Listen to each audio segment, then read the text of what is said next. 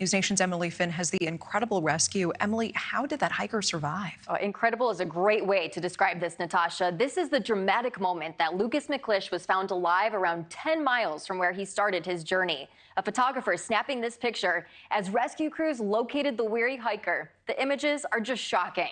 So how in the world did McClish survive on his own this long? He's a native of Boulder Creek, California, and planned to set out for a 3-hour hike, quickly realizing he was unprepared for the journey he'd soon endure. All he had were the clothes on his back, a flashlight, and a pair of scissors. Fires changed the landscape, wiping away markers that he'd used to track his movements, so he got lost for 10 days. McClish survived by drinking water collected in his boot, eating berries that he found, and sleeping on a bed of wet leaves, the whole time hoping to be rescued. Eventually, his screams for help were heard. A K-9 tracked him down with one of the park rangers, even lending McClish his shirt for the trek back down. He was ultimately found in a remote canyon in Big Basin State Park, miles away from where he originally began his journey. And amazingly, the rescuing agencies say that McClish had no major injuries. Very thankful that he is safe. Reacting to his journey of survival, McClish says that he thinks that he's had enough hiking for the rest of the year, Natasha. At least for the rest of the year. All right, News Nation's Emily Finn with those details. Thank you so much. I want to bring in that rescue photographer, Steve Keel, now, who snapped these incredible pictures of Lukas McClish, found alive, reunited with his family.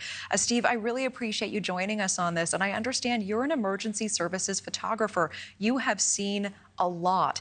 But take me back to this moment, this rescue. What was going through your mind seeing Lukas's condition?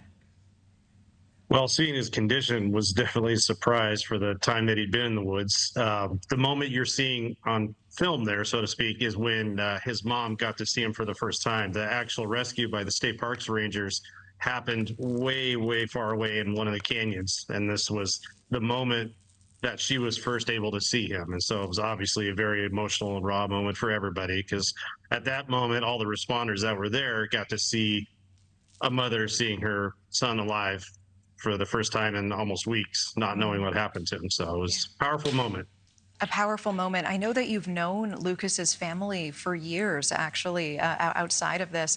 Tell me what that was like. I mean, because at the point that it's stretching into 10 days, is hope dwindling for this family? How is he doing now?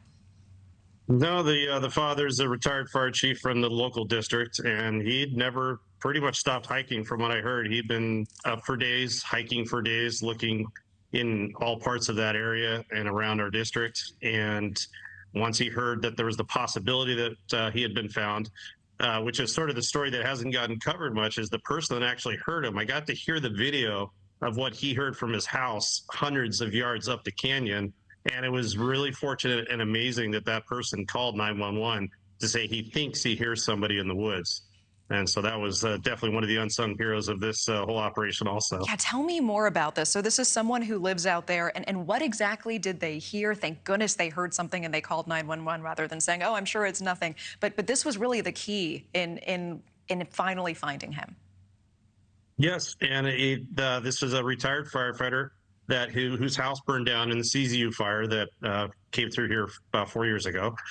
And with all the foliage removed in the canyon below his house, he was able to hear Lukas calling for help and think that it was a person in need of help, because it was really difficult to hear when you hear the sound of him crying for help.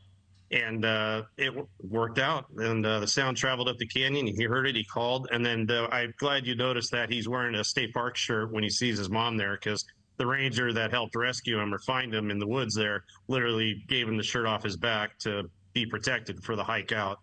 Wow. Tell me more about the details of how he ended up staying alive out there. We understand drinking water out of his boot, that he knew to identify wild berries. I mean, he really did everything. He pulled out every survival tip I'm sure he had to make it through those 10 days. I didn't get to hear those parts of the story until later in some of his other interviews, because as soon as mom got to see him in these shots you see here, then he got loaded up in the CAL FIRE pickup to get taken to the ambulance, because none of the ambulances could get anywhere near where we were. So he had to be taken out to them to get cleared. And then I got to hear about the finding waterfalls and drinking a gallon of water a day, I believe he said, and sleeping under leaves. And there was even a mountain lion that was tracking him for a little while. And he definitely has some stories to tell for the rest of his days. Thank you for watching. Go to newsnationnow.com to find News Nation on your television provider. And don't forget to click the red subscribe button below to get more of News Nation's fact-driven, unbiased coverage.